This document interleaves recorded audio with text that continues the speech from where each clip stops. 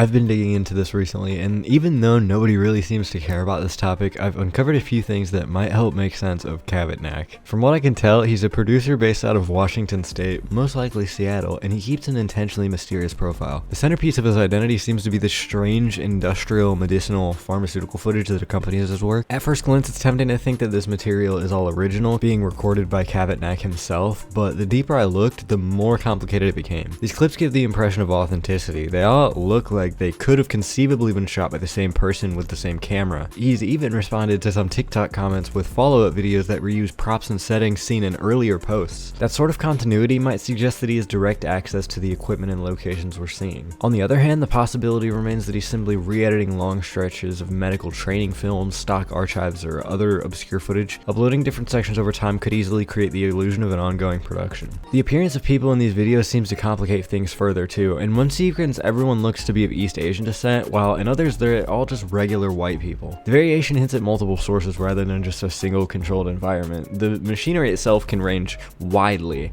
Sometimes it's low-level consumer equipment like pill presses that you can literally get on Amazon, while other times it's high-end hospital technology such as ECMO devices that cost tens of thousands per hour to operate. The spectrum of gear feels unlikely for one person to have access to, which again points towards these clips not being original. Also, before we go any further, I want to mention that on every single post that Cavitnak has made on TikTok, there is somebody who has commented, "Thank you, Cavitnak." Every single one. It's fucking crazy as fuck to me. And they don't appear to be associated with Cavitnak. They don't appear to be associated with any of Cavitnak's friends either. It's just some random dude. This actually comment is what got me into Cavitnak, because I remember looking in the comment sections of one of these videos because I was like, what the fuck is going on? And I saw "Thank you, Cavitnak," and I thought that was funny as fuck. My working theory then is that Cavitnak is a producer who has built an aesthetic out of his obsession, perhaps even a fetishistic obsession, with pharmaceutical manufacturing. It probably functions mainly as a marketing tool. Like, the footage is meant to make viewers wonder what exactly is going on behind the camera. The point of Cavitnak is to make you ask, what is Cavitnak? In that way, this video is kind of an intended response. As far as I can tell, Cavitnak is fairly underground. Like, by fairly underground, I mean only a few thousand views per video and song. He hasn't been on any podcasts or interviews, and no one really seems to know much about him beyond his digital footprint. That footprint, however, is enough to sketch out the character that he's created, and it frames his music in an oddly compelling way. Personally, I enjoy several of his tracks. Multidose, Pack 2, Cavitnak Blister Pack, and Class 1 Hazard stand out to me. Overall, it's like a 7 out of 10 ARG. If you're into weird hip-hop shit, or you just like